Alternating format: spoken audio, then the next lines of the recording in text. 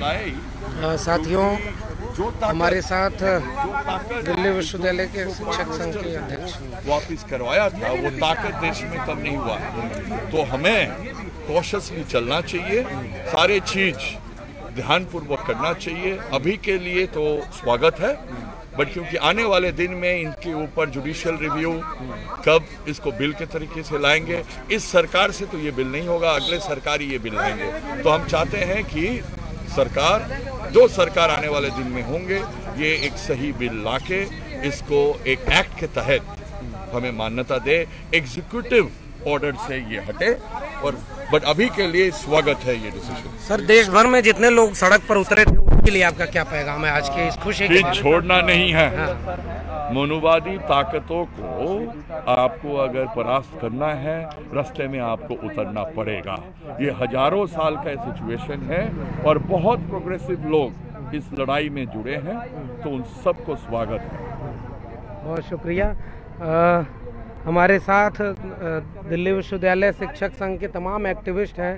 अनुज जी, लगातार आप क्या पैगाम देंगे आज?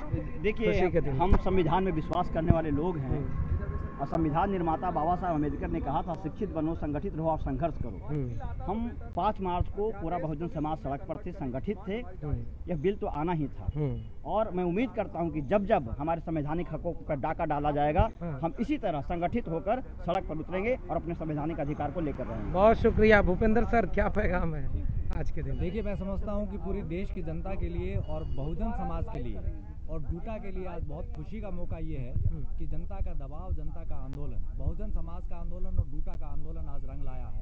पिछले 1 साल से जो आंदोलन पूरी देश की जनता संवैधानिक अधिकारों को लेने के लिए लड़ रही थी, 200 पॉइंट रोस्टर के लिए लड़ रही थी, आज वो मांग पूरी हुई है।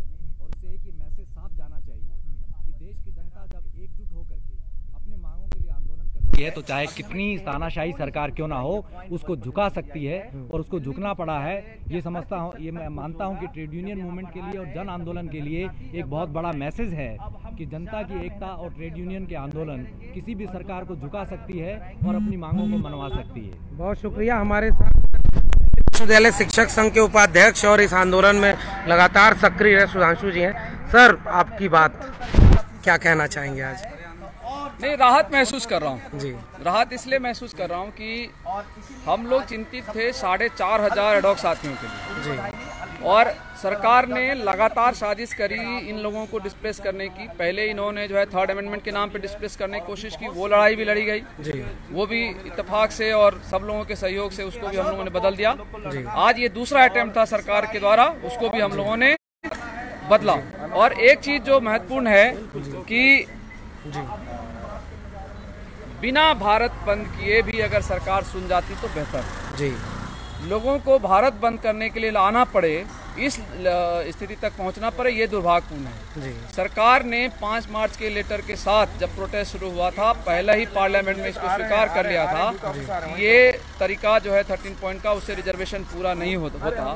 तो क्या सरकार पल्स नाप रही थी कि हमको वोट के लिए किसके साथ जाना है?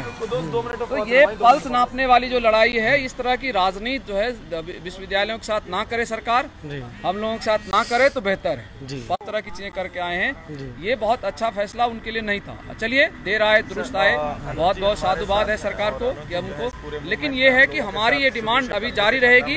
ये अध्यादेश है, 6 महीने इसकी अवधि होती है।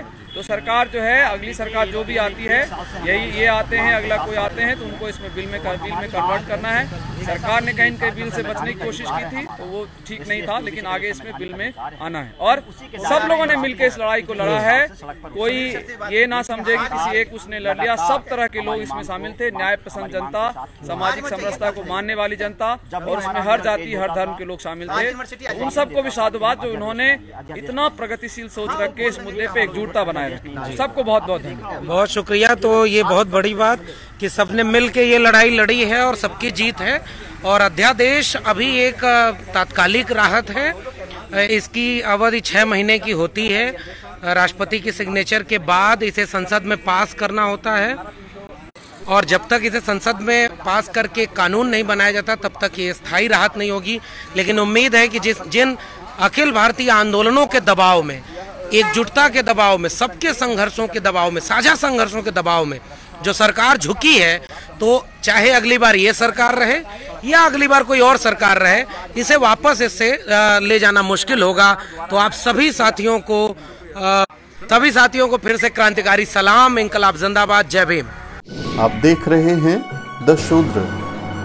बहुजन समाज से जुड़ी तमाम खबरों को जानने के लिए सब्सक्राइब करें हमारा चैनल और बेल आइकन को प्रेस करना ना भूलें, ताकि हमारे नए वीडियो की जानकारी आप तक सबसे पहले पहुंच सके।